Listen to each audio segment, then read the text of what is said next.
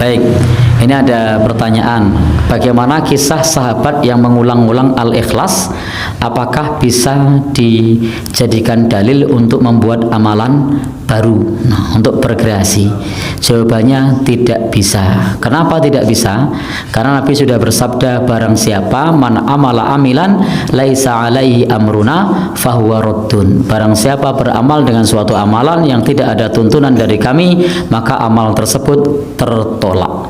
Dan ketika Nabi masih hidup, maka Nabi saat itu bisa memberi rekomendasi untuk melanjutkan amalan itu atau menghentikan amalan tersebut. Tetapi ketika Nabi sudah tidak ada, maka tugas kita adalah ittiba kepada Nabi. Dan faktanya surat Al-Ikhlas yang diulang-ulang sahabat tadi itu dilakukan oleh sahabat itu seorang diri, tidak dilakukan secara bersama-sama, dilakukan di ruang publik. Maka itu tadi dalil saya bahwasanya ketika kita mengamalkan suatu amalan yang sifatnya ibadah mutlak, silahkan diulang-ulang secara pribadi, tidak masalah. Jangan mau zikir tasbih, tahlil, takbir jumlahnya berapapun tapi pribadi itu tidak apa-apa. Sebagaimana sahabat Abu Hurairah yang membuat simpul-simpul lalu beliau berzikir dengan menghitung simpul-simpul, itu boleh kalau sifatnya pribadi, tidak dilakukan di ruang publik, tidak menjadi ketentuan bagi jamaah tertentu, itu boleh saja yang sifatnya pribadi. Sebagaimana sahabat tadi yang kita baca di kitab hadis ini mengulang-ulang surat Al-Ikhlas. Bapak Ibu boleh mengulang-ulang Al-Fatihah, Al-Ikhlas, Al-Falaq, An-Nas. Sifatnya adalah pribadi sesuai dengan batas kemampuan kita masing-masing. Itu tidak masalah. Dalilnya jelas. Tapi kalau adakah ceritanya kemudian sahabat ini mengundang orang lain kemudian untuk mengamalkan bersama-sama dengan jumlah tertentu, dengan waktu tertentu? Tidak ada. Nah, tapi kalau ibadah yang mutlak semacam tasbih, takbir, tahlil, maka silahkan yang sifatnya pribadi. Sebagaimana kasusnya sahabat Abu Hurairah pribadi. Sebagaimana kasus dalam sahabat ini membaca Al-Fatihah diulang-ulang dalam kitab ini tadi, itu sifatnya pribadi. Itu monggo saja. Tetapi kalau kemudian dijadikan sebagai amalan yang diumumkan di ruang publik, maka itu menyerupai syariat dan itu tidak ada tuntunannya, tidak ada contoh dari para sahabat Rasulullah sallallahu alaihi wasallam. Dan beliau sudah bersabda, man ahdatsa fi amrina hadza ma laisa minhu fahuwa raddun. Barang siapa yang membuat perkara yang baru di dalam urusan kami ini, yakni urusan agama, dan tidak ada dalil dari beliau sallallahu alaihi wasallam, maka amal tersebut tertolak. Dan para sahabat ketika sahabat itu masih hidup, maka sahabat saat itu ketika melakukan sesuatu, maka ada yang kemudian disetujui Nabi dan ada pula yang ditolak oleh Nabi. Maka ketika Nabi masih hidup, kita bisa tahu amal itu bisa dibenarkan atau tidak. Nah, ketika Nabi sudah tidak ada, maka sikap kita adalah ittiba, tinggal mengikuti apa yang dituntunkan oleh Nabi kita sallallahu alaihi wasallam. Tidak boleh berkreasi dalam urusan ibadah. Ibadah itu tinggal copy paste, tidak perlu diedit, tidak perlu di-cut, tidak perlu ditambah. Nah, jadi sudah ikuti saja tuntunan yang sudah ada. Wallahu alam bishawab. Ini saya baca, ini kitabnya Sayyid Muhammad ini. Suratul Ikhlasi wal Itqu minan nar. Akhrajat Tabrani fil Kabir an Fairuz ad-Dailami wa wa ibnu Ukhtin Najasi. Wa qad khadaman Nabiyya sallallahu alaihi wasallam. Orang ini jadi khadimnya Nabi. Qala Rasulullah sallallahu alaihi wasallam, "Man qara'a qul huwallahu ahad mi'ata marratin fi shalat ghairiha katabawahu lahu bara'atan minan nar." Ini hanya berapa ini? Mi'ata marrah. Berarti kalau satu orang itu cukup 100. Tadi sudah untuk 7 turunan tadi, untuk orang berapa? 800 juta. Ya, untuk 7 turunan cukup ya? Cukup. Untuk 7 turunan ya, sudah susuk ini, sudah susuk ini. Aduh, ribet ini. Nah, ini tak cari pembenarannya, ini supaya keren. Ini di halaman 188 Abwabul Farad. Warwa Ibrahim bin Muhammad al-Khiyari fi fawaitihi an Hudzaifah marfu'an. Man qara'a qul huwallahu ahad alfa marratin faqad ishtara nafsahu minallah. Berarti 100, ada riwayat lagi 1.000. Nanti tak carikan lagi yang berapa? 1 miliar mungkin. Jangan dengar banyak-banyak. Nah ini saya baca ya. Wa hadzal adatu huwa al-ma'rufu bi ataqatis somadiyah. Wa qad nassa jama'atun mutaakhiril malikiyah ala istihbabi ataqatis somadiyah wa haddu ala qiraatiha wa istimaliha. Minhum Asy-Syaikh Abdus Salam Al-Asmar saat terus ini. Jadi kullu haula'i istahabbu ataqatas somadiyah ma'atirafi ba'dihim kal misnawi bisyiddati fi hadisiha. I'timadan ala anna hadza minal fadha'il allati yutasahalu fiha. Faman sa'a yasta'milaha roja'a khusula ma fiha fala ba'sa bidzalik ala syarti alla ya'taqida thubuta dzalika anin nabi sallallahu alaihi wasallam hatta la yaqa fil kitsbi alaihi. Jadi intinya itu silahkan Anda bikin jumlah sesuai versi Anda, yang penting Anda jangan kampanye kalau itu perintah Kanjeng Nabi Muhammad sallallahu alaihi wasallam. Karena kalau kamu atas namakan Nabi kemudian jumlahnya sampai 800 berapa? 800 juta, berarti Nabi mengajarkan masyakoh pada umatnya. Jadi cukup yang riwayat itu di sini hanya 100 sama 1000. Jadi kalau jumlah tadi untuk 7 apa? Turunan. Jadi kamu harus ditutup dengan doa, ya Allah, semua itu bukan untuk saya tapi untuk 7 turunan. Tolong catat ya Allah. Karena itu. Jadi artinya gini loh ya, orang Indonesia yang sering mempraktekkan ataqosomadiyah itu bukan tanpa dalil.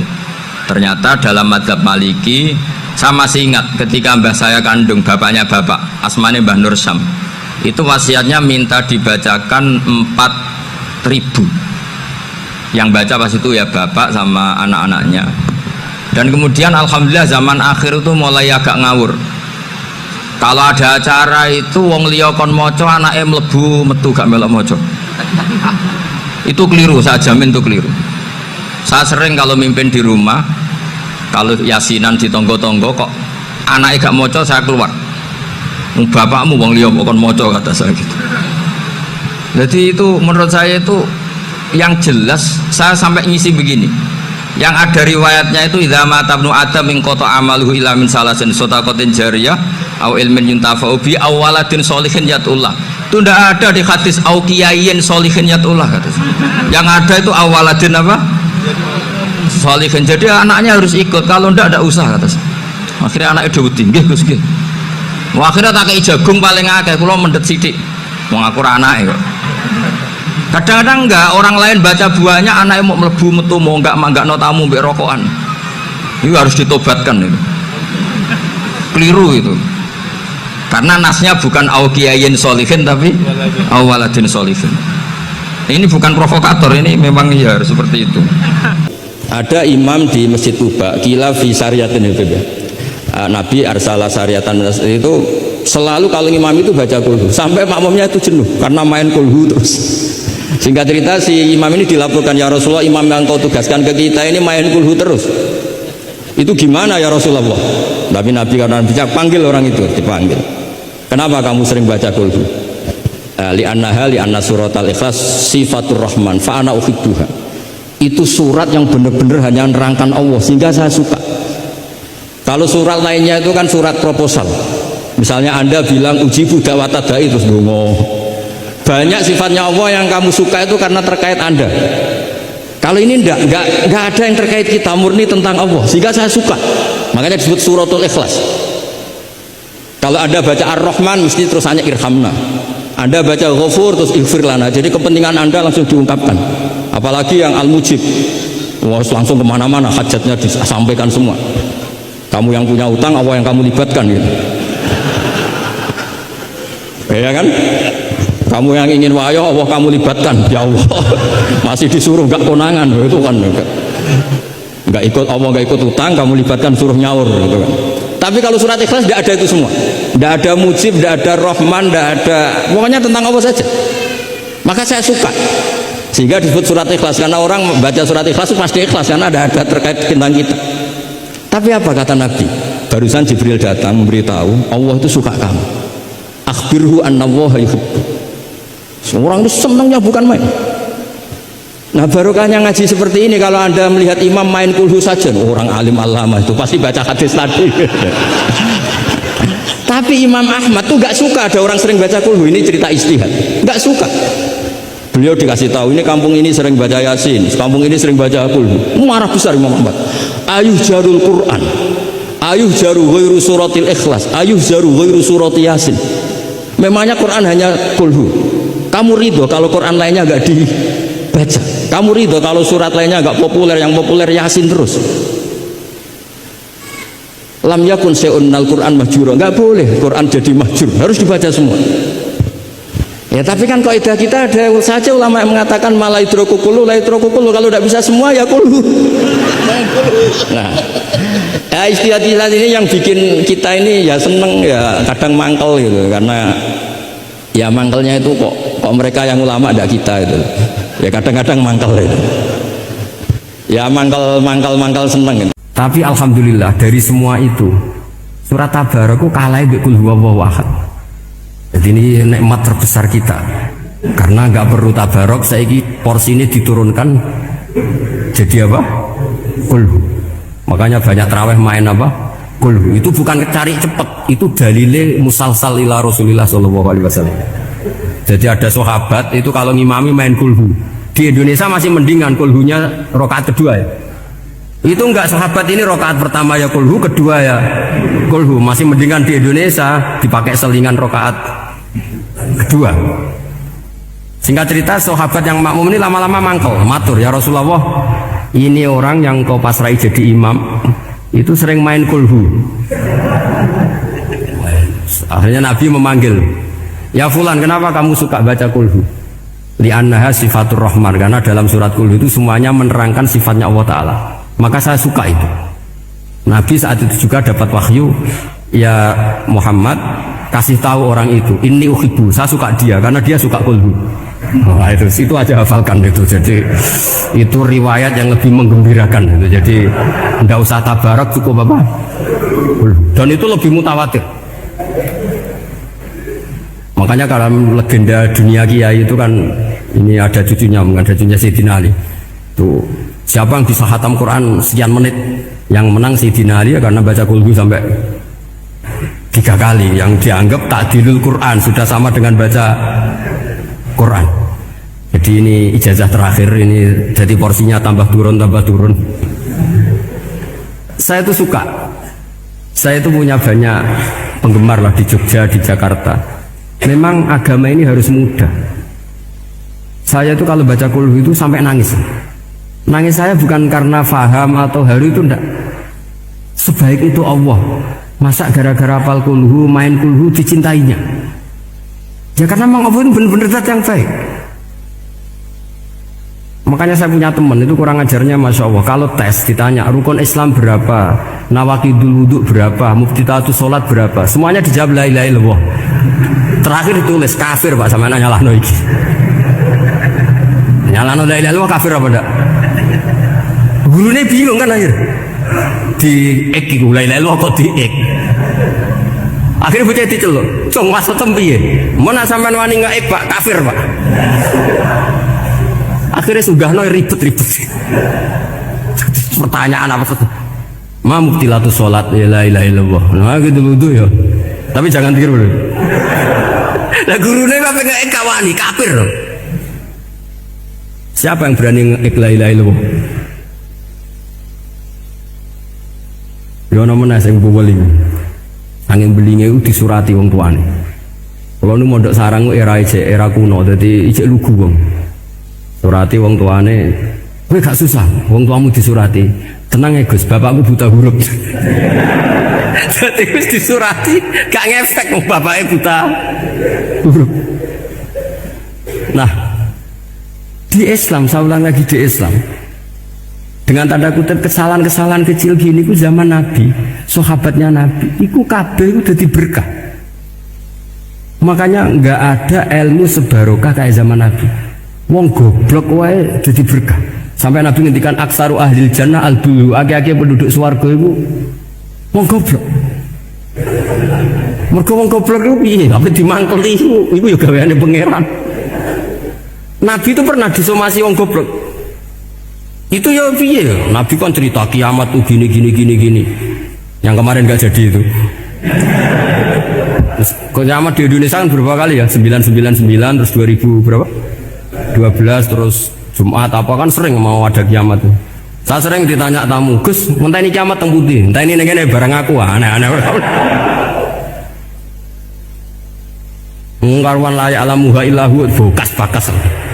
Nak misalnya tenan aja Gus, ya tenan sing entek kowe se, nah aku gak. Wah sesuk tajak ngenteni kiamat ora sido kiamat. Aneh-aneh. Saya ulang lagi. Ketika Nabi cerita dasarnya kiamat itu sahabat itu nggak mikir. Padahal mereka orang-orang pinter. Si mikir wong desa, Mas. Ya Rasulullah mata sa'ah. Engkau itu cerita kiamat terus tapi nggak jelas tanggalnya. Lalu itu kapan? Wah paket sahabat, oh, pinter juga. Kalau cerita itu ada tanggalnya dong. Ini kan cerita terus tapi nggak jelas tanggal. Apa diamuk wong desa? Ora diamuk mangkelno. Nabi meneruskan tentang ahwalil kiamah, masih nerangkan ahwalil kiamah. Dibaleni lagi. Ya Rasulullah mata sa'ah. Lalu kiamat itu kapan? Ini kalau ijazai, jadi bodoh tapi untuk ridhanya Allah Ta'ala pun. Kalau lah kadang jadi pinter gak nyesal. Ribet. Kongkonan ini, kongkon Pak Najib barang ini akhirnya, gara-gara pinter. Padahal kok ya wong bodoh lah mlebu swarga, ribet kan? Direwangi dadi wong alim, sebelum kok wong bodone ya melok mlebu swarga. Wong gelombang kedua itu pengumumannya siapa pencinta Nabi, pencinta wong alim masuk swarga. Yang pertama seleksinya agak ketat, yang kedua itu ya muhibbin mun cukup mun. Jadi sebenarnya swarga ya ketemu wong ra jelas-jelas nih. Wah repot ya.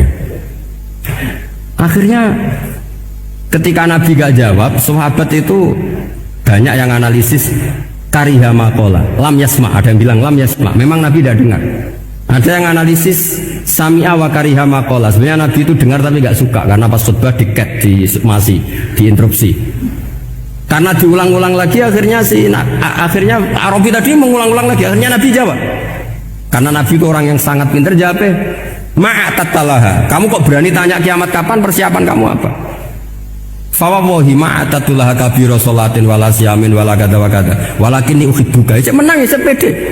Apa Nabi tanya persiapan saya? Oh kalau sholat saya biasa kok bangga. Wes biasa kok. Fawawahi ma'atatulaha kabiro sholatin, saya sholatnya biasa, puasa biasa. Maksudnya wajib-wajib tok lah, ndak aneh-aneh. Tapi walakin uhibbuka, tapi saya ini mencintai engkau. Apa jawabannya Nabi? Almaru ma'aman ahabba. Dan itu melegenda seluruh dunia, baru kayak Bedui. Jadi semua orang yang hafal hadis almaru ma'aman ahabba atau anta ma'aman ahbabta, itu barokatuh hadal Badui, karena berkahnya orang Bedui. Dan hadis itu mutawatir karena dikatakan Nabi ketika khutbah, orangnya banyak yang hadir banyak. Barokahnya orang Bedui, gak disopan santun. Mukjizatnya Nabi seringnya gara-gara orang Bedui. Nabi khutbah, wis khutbah cerita akhirat, cerita kebaikan. Ya Rasulullah, khutbah mohon bakas akhirat kebaikan. Sekarang itu tidak ada hujan, halakatil amwal. Sekarang harta hilang semua. Hewan-hewan sudah mau mati semua karena apa? Kekeringan. Mohon jenengan rasa bakas niku, pun jalur hujan mohon. Nabi ya, langsung wah langsung hujan tuwures. Nah jadi ulama lah, Nabi berodok gelos, putih hujan seminggu, nganti akhirnya sapi ini gak mati krono kehausan tapi kelentir. Parani nih Nabi, nuli ora ngerasa salah paren ya Rasulullah. Wong kula yo donga udan ben ra mati, saiki mati tenggelam. Mun lereni santai weh. Akhirnya Nabi itu lucu meneh. Allahumma hawalena wala alina Allahumma alal akam wa dzirab terus. Iki wong desa. Betapa barokahnya wong desa iki orang tahu. Betapa Rasulullah itu sekali ngendikan alam itu harus tunduk. Jadi min mu'jizati Rasulullah sallallahu alaihi wasallam itu sekali ngendikan alam itu harus ngikuti. Jadi Nabi misalnya ngendikan hujan, itu panitia hujan, malaikat hujan harus nuruti. Nabi ngendikan berhenti juga harus berhenti. Makanya enak jadi Nabi itu. Tapi kamu nggak mungkin, sudah tutup, sudah tidak mungkin. Makanya Nabi itu pernah minta dalam satu maidah, ya fulan saya ambilkan dirok. Dirok itu kaki kambing yang depan, diambilkan. Ambilkan lagi, diambilkan. Ambilkan lagi ya Rasulullah, bukankah kambing hanya punya dirok dua, kaki depan dua? Andaikan kamu bilang iya, maka akan selalu ada dirok selagi aku minta-minta. Karena alam ini akan mengikuti. Jadi Nabi misalnya mau dahar gitu ya, kok Nabi ngendikan, ya Jabir ini jangan kamu entas, yang entas harus saya. Ini cukup untuk makan orang banyak. Nabi sekali ngendikan cukup. Nasi ini punya konstitusi, harus cukup. Karena Nabi ngendikan cukup. Itu hebatnya Nabi. Beliau punya spesial. Alamnya harus nurut sama beliau. Makanya disebut wadzabu wal ghazala yasyadani laka birrisalah. Semuanya itu harus tunduk. Nah, akhirnya syafaat-syafaatnya Nabi itu gara-gara desa-desa. Saya itu pengagum wong Buddha ya, termasuk hadisul Arabi tadi. Ada orang desa tanya, ya Rasulullah nanti kalau saya mati itu yang ngisap siapa ya? Allah ya. Wah bagus lah. Terus langsung mulai. Barang mulai, abe guya guyu. Nabi iya karpe. Dipanggil lagi. Ya Arabi, kenapa kamu tertawa-tawa terus pulang? Ya baguslah kalau yang ngisap Allah. Selama ini hubungan sama Allah saya baik-baik saja. Tapi Nabi muji faqhu hadzal Arabi. Karena membaca ayat-ayat Quran itu sudah ibadah, meskipun tidak paham nilainya sudah ibadah. Atau syukur-syukur membaca dan menjadi bimbingan. Saya beri contoh, membaca meskipun nggak paham itu baik. Saya beri contoh begini. Ada orang yang semalaman itu jagungan sama keluarga, bercengkrama ringan. Ya bercengkrama saja, mungkin cerita masa lalu, cerita lucunya cucu atau lucunya anak. Tapi di malam itu ditulis oleh malaikat bahwa malam itu keluarga ini tidak maksiat, tidak dugem, tidak narkoba, tidak ke tempat-tempat yang maksiat. Ini pentingnya ngaji. Jadi saya lama sekali ngaji usul fikih sama aganya Gus Yasin, Haji Memon Zubair. Di antara kebaikan agama ini adalah meninggalkan kemungkaran, meninggalkan sesuatu yang nggak butuh modal. Kalau kita untuk dapat pahala sholat itu kita harus sholat, untuk pahala haji kita harus haji. Tapi ada kebaikan yang kita tidak perlu modal, yaitu tarkul mungkar, meninggalkan hal-hal yang dilarang Allah Subhanahu wa Ta'ala. Jadi barokahnya kita bercengkrama dengan keluarga, asik. Kalau dalam bahasa santri ya santri gayung, guyon-guyon sama teman, sama tetangga. Tapi efek dari itu